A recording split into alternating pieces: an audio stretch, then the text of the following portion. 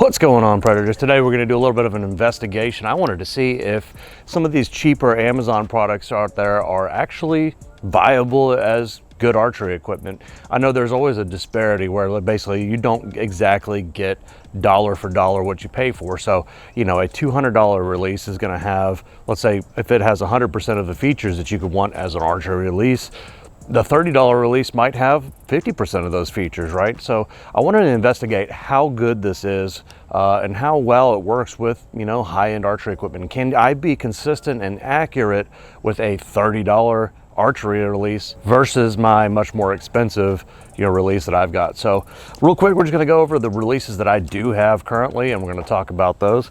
So the first one I've got right here is the Carter Mini Evolution, and so this is a great back tension release, and this is my go-to that I use for everything because I just found that I can be so accurate with it.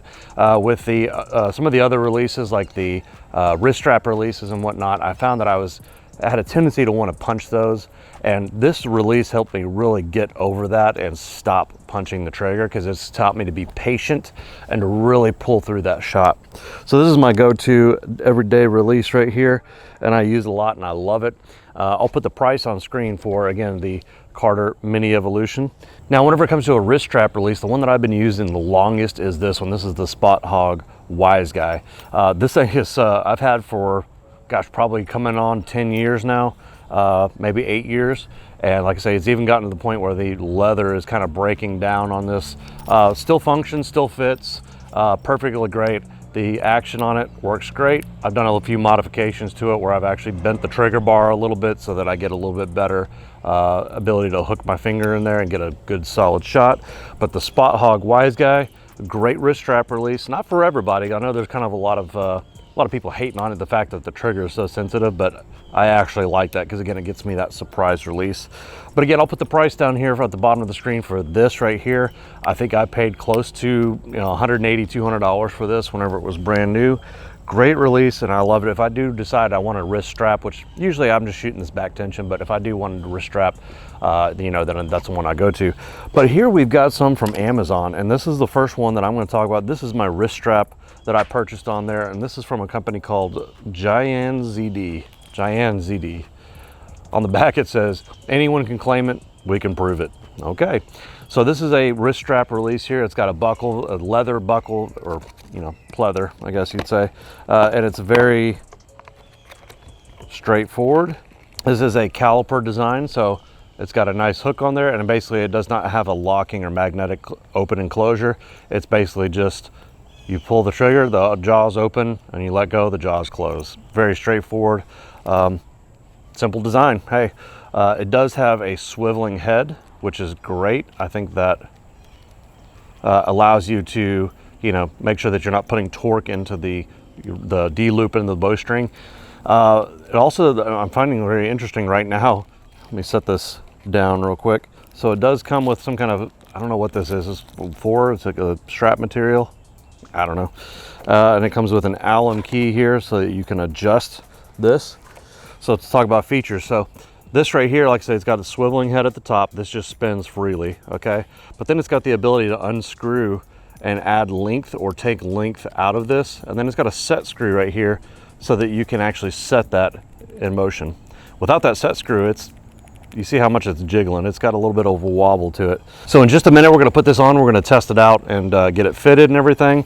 But so far, it really, I mean, honestly, not bad. So it does kind of swivel out of the way a little bit, left and right. Doesn't completely flip, I don't think.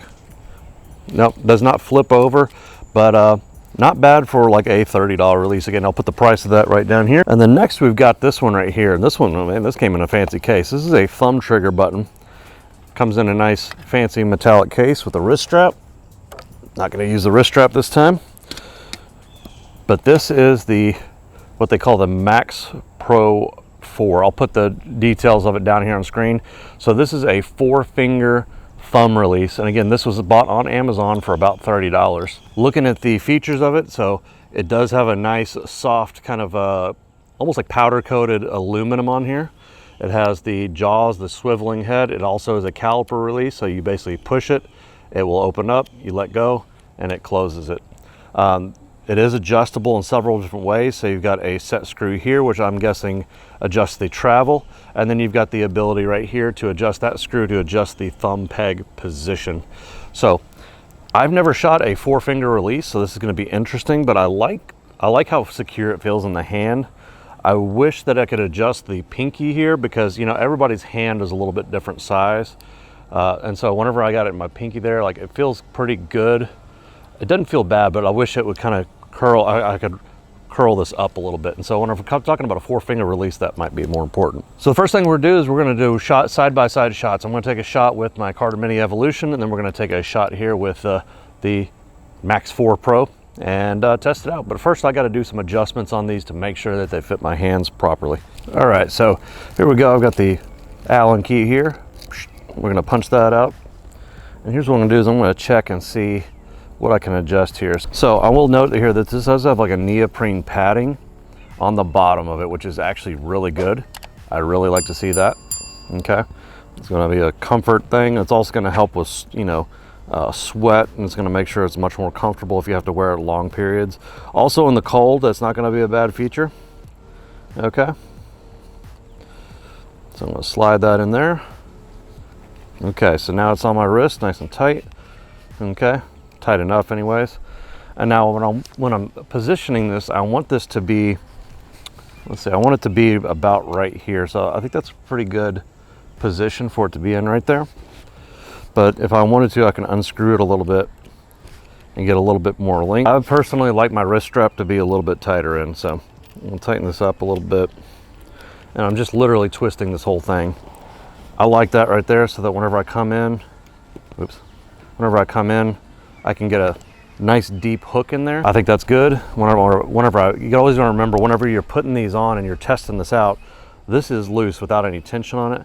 Once you put tension on it, it's going to go a little bit further. So I want to tighten this down a little bit more. So now I'm going to tighten this up. Let me point this down a little bit more. So I'm going to tighten that up there. Okay, so once we tighten that down, there we go. The only swiveling that's done is by the head right there. Okay, now the Allen's key is stuck. There we go. So there we go. We got that one all set up. This is Giant ZD. So let's compare that real quick to the Spot Hogg Wise Guy. Okay, again, a great release, especially for those that like purple. Me, I'm not a fan. But anyways, it's got a also cover here, but this is definitely a lot thinner strap. So even though it's been kind of worn down a little bit over time, it does have it's not quite as thick as the Giant ZD or whatever, so it's not quite as comfortable of a strap, but it still fits great. You can see the attachment system is a little bit different here. So basically it's got a triangular ring in there that's strapped down. Now they have this in a BOA connection as well, where you can just slide it over your wrist and tighten it down. You see I marked on this, it's hard to see now, it's kind of worn off, but I marked the position there. So Spot Hogg Wise Guy, same thing, sits right there in the palm.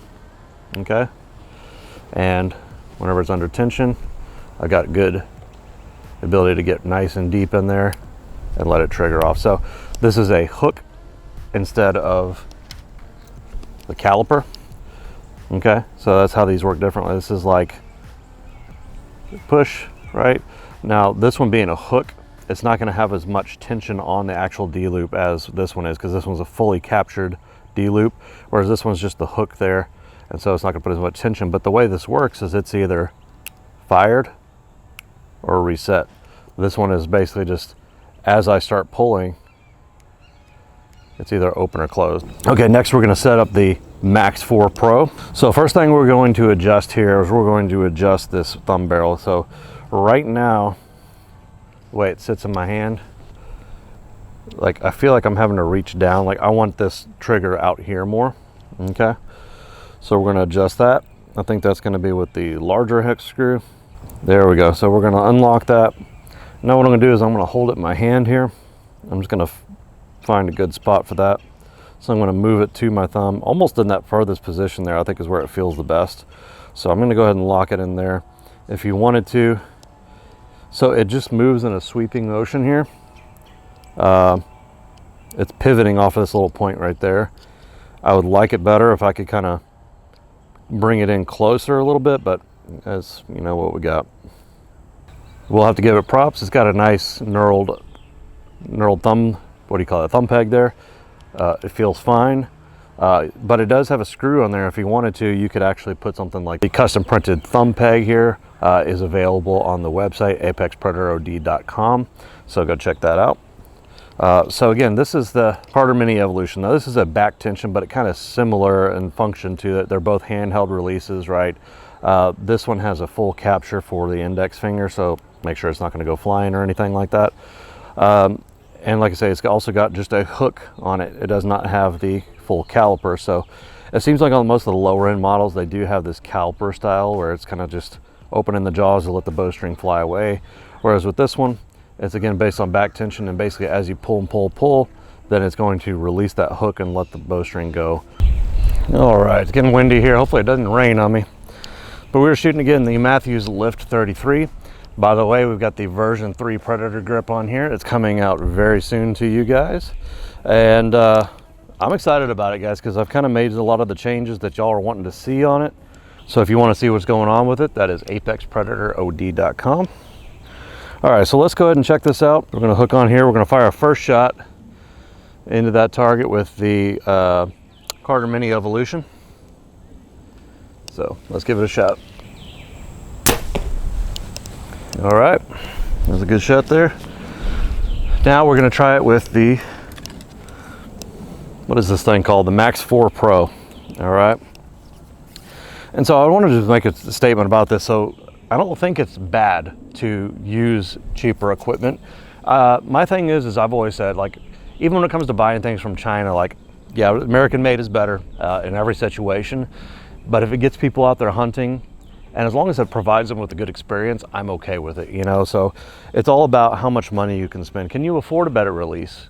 You know, then I encourage people to go ahead and get one, but not everybody out there starting off can afford a $200 release, you know? So you got to start somewhere, and you got to make it make sense. And do what's best for you, man. Don't let anybody tell you what is wrong. Now, if you're having problems, that's where you might want to investigate further on something. So we're going to test this out. I'm really worried if this is actually going to be able to handle this 80 pounds, but we'll check it out. So it's got a swiveling head on it, so I can change that, and it's not putting really any torque on the bowstring, which is a plus. But let's go ahead and check this out here. All right. Honestly, I'm a little nervous. All right, let's go. So instantly it didn't hold. Let's try that again. You can see I literally just fired off. I almost punched myself in the face there. So, okay, it feels like it's going this time. No. So it can't hold that. I'm literally gonna have to push this forward. I've got 2 arrows sticking in the mud over there because instantly I'm pulling it back, it just fired. So let's try this out. I'm gonna push this forward to lock it in place, and I'm expecting as soon as I let go, it's gonna pop off again.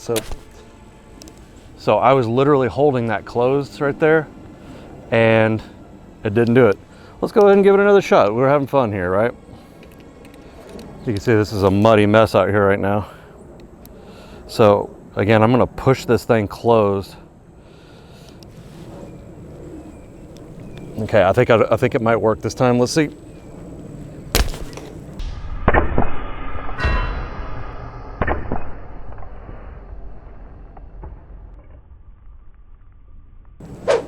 Nope. And that literally just caused me to punch myself in the face. So this is a huge failure. Do not buy this thing. Again, I'm shooting 80 pounds, but I don't even think this would handle 70 pounds. And actually, I got my other bow here. I don't have an arrow rest on it, but I bet it was 60 pounds. It would not, it would do the same thing. So yeah, I cannot recommend staying away from this thing a month. I almost punched my teeth out trying to get it back. Not viable. And I would say, like, the fact that even I was pushing on this, trying to hold it closed, and it still won't stay closed, immediately this thing is out of the race. This is honestly dangerous. Don't buy this thing. I will be sending this back. Plan to anyways. This is ridiculous. I can't believe that I couldn't even get it back once without it pre-firing. That's honestly, that's dangerous as hell. So let's see how my arrow is. Arrow's fine. Only thing that happened is the vein slipped a little bit because it literally went into a tree, and so with the force going through branches and the vines around the tree, it kind of just pulled the fletching back, but I can literally easily glue that right back in place and we're good to go. So next we're going to try out the wrist strap release. Just like we did before, I'm going to start with this one right here. This is the Wise Choice. Okay. No, sorry, Wise Guy. I do have the Wise Choice release somewhere. I don't know where I put it, but that is a thumb button release. But we didn't even get far enough into this test to be able to test that one against these other ones as well. So, fail. That other one was such a fail. It's the king of fail town. All right, so I haven't fired this one in probably a year and a half, 2 years, but here we go. Here is the Wise Guy from Spot Hog. Feels weird drawing back with the wrist strap. Okay, so I'm getting my hooks in. A little bit to the left, different anchor position stuff. Let me fire one more with this. Clean some of these dirty arrows off by hitting the target.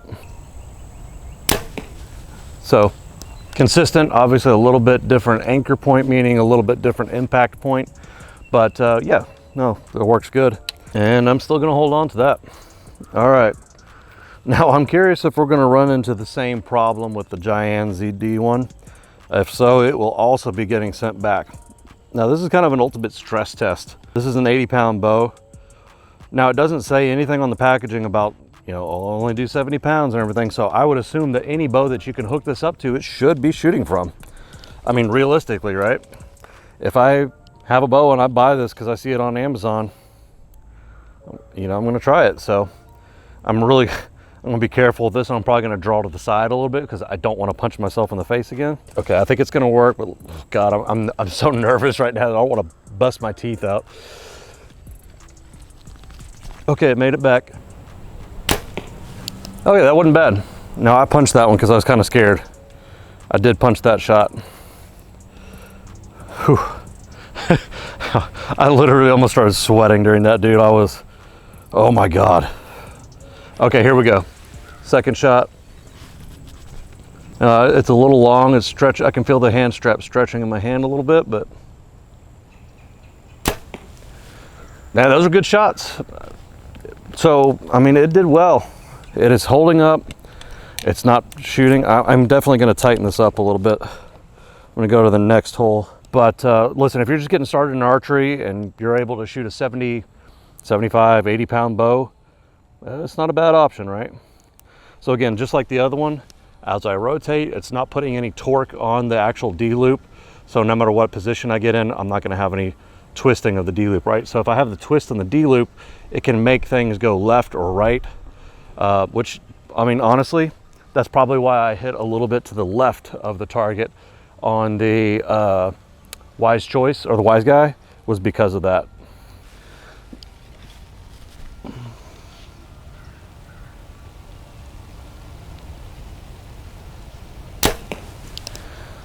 All right, so let's take a quick look out there. All right, so there we go. All right, so is this a viable alternative to an expensive release? I think for this Giant ZD one, I don't think it's a bad choice.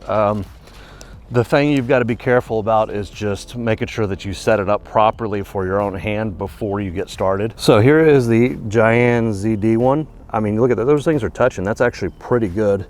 Here was my initial shot with the, sorry, what do you call it? The Mini Evolution.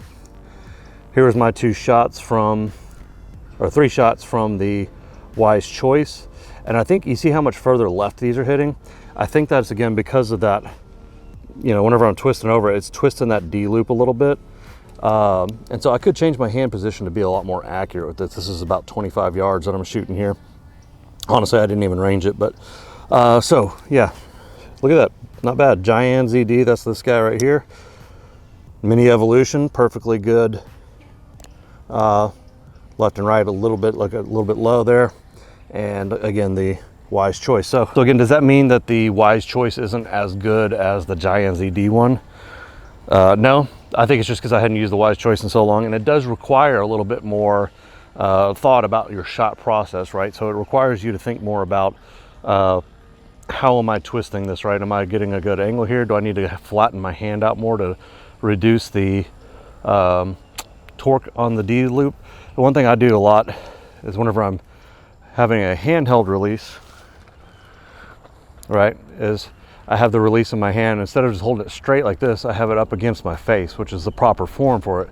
That does twist the D-loop a little bit, but with this tiny little hook on there, on the Mini Evolution, it's not really putting a lot of torque on it, right? Whereas with the Wise Choice, I know this isn't it, but with the Wise Choice, whenever I do that, it's got a much larger hook, and so as I twist it, it's twisting that D-loop, which is putting torque on the string, which is going to make the arrow go left or right, depending on which way I do it. So if on that Wise Choice, if I, instead of holding it like this against my face, if I did it more flat, I think those would have been better shots. So in conclusion, this thing is going back immediately. This is dangerous. Do not buy this, okay? This is the Max 4 Pro. I'll put the info about it below. This one right here is actually a viable, the Giant ZD is actually a viable, decent quality product here. And if you're looking for something, you know, for a release for a very beginner or a child or something like that, I would recommend this. This is not bad at all.